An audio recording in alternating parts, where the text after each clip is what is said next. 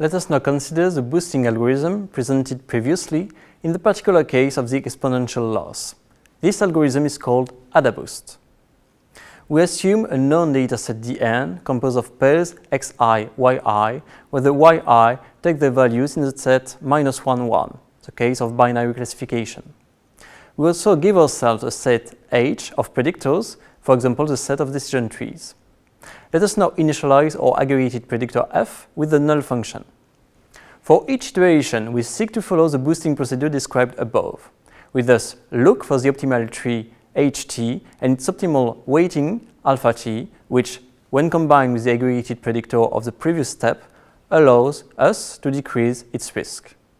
This risk is measured with the exponential loss. The aggregated predictor is then updated and the procedure is repeated until the predefined number of iterations. We thus obtain a final predictor taking the form of a weighted sum of the individual decision trees found at each iteration. In order to apply this algorithm in practice, we need an optimization procedure to find the optimal pair ht alpha t defined in equation 3.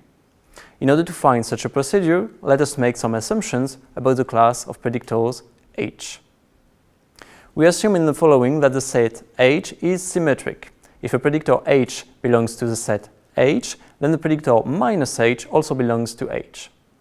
We also assume that no predictor is perfectly good or perfectly bad. No predictor has an error rate, an accuracy of 0 or 1. Under these assumptions, the optimization step 3 can be rewritten. The corresponding algorithm is described here. In addition to initializing the aggregated predictor f to 0, we will also initialize weights wi with the value 1/n. Each observation in the dataset initially receives the same weight. The previous procedure of jointly optimizing ht and alpha t can then be decomposed into two separate optimization procedures on ht and alpha t.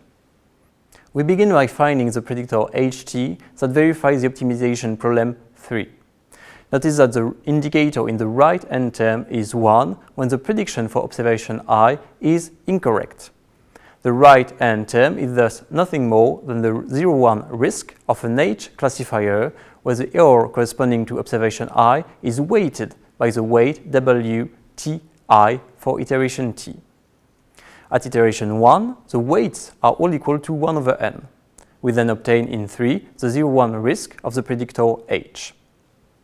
The optimization problem described in 3 then consists in finding the predictor H with the lowest 0,1 risk.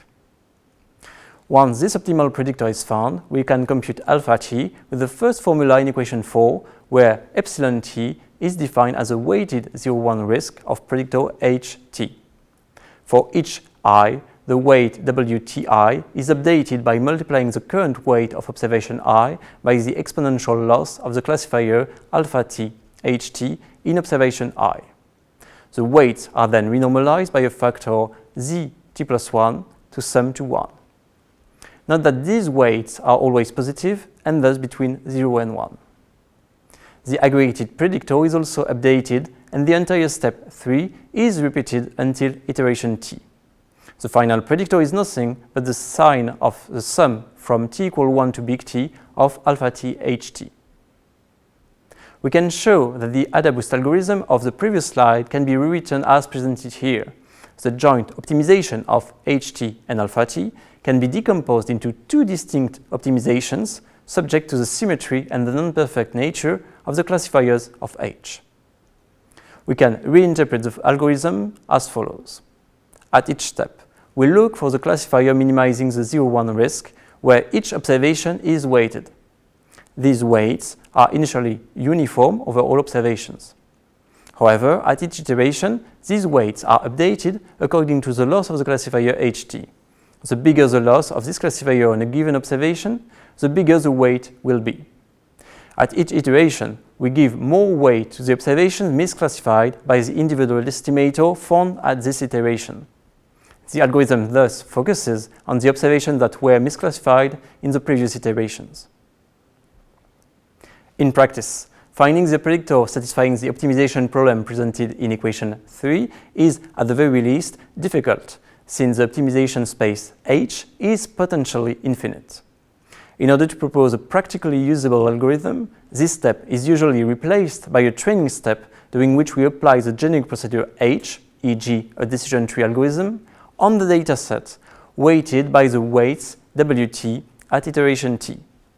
The optimization step is thus no longer an exact step, but an approximated one. Note that, until now, no approximation had been done. Here, you have the final AdaBoost algorithm.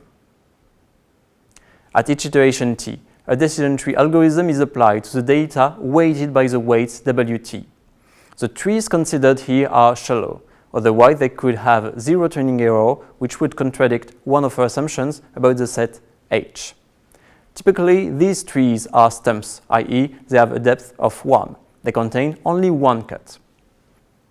The weighting parameter alpha t is then calculated thanks to the weighted error of the tree ht previously found. The weights are updated, the aggregated predictor too. This step is repeated to obtain the final predictor corresponding to the sign of the weighted sum of ht. AdaBoost is thus a boosting algorithm, in the particular case of binary classification, considering exponential loss. It is an algorithm that generally shows good predictive performance. We have presented AdaBoost only for binary classification, but this algorithm can be adapted to multiclass classification and regression. Beware, however, it has been widely said that the AdaBoost algorithm cannot overfit, which is not true.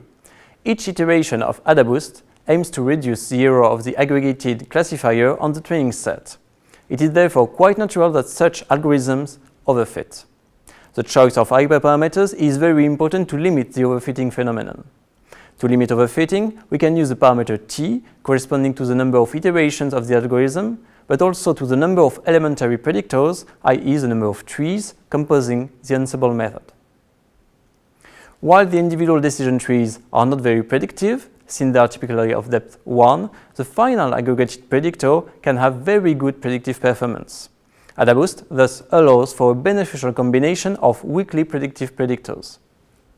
Another positive point is that the AdaBoost procedure is deterministic. Unlike random forest, 2 runs of AdaBoost will lead to the exact same classifier, whereas 2 runs of a random forest can lead to 2 different classifiers. This is particularly useful in applications where one wants to be able to reproduce the results of the predictors. One of the shortcomings of AdaBoost is that it is quite sensitive to noise or outliers in the data, i.e. data that are very far from the large mass of observations in terms of input x or output y. In particular, a large importance is given to observations that are misclassified due to the exponential loss. We may therefore want to apply algorithms that are less sensitive to noise.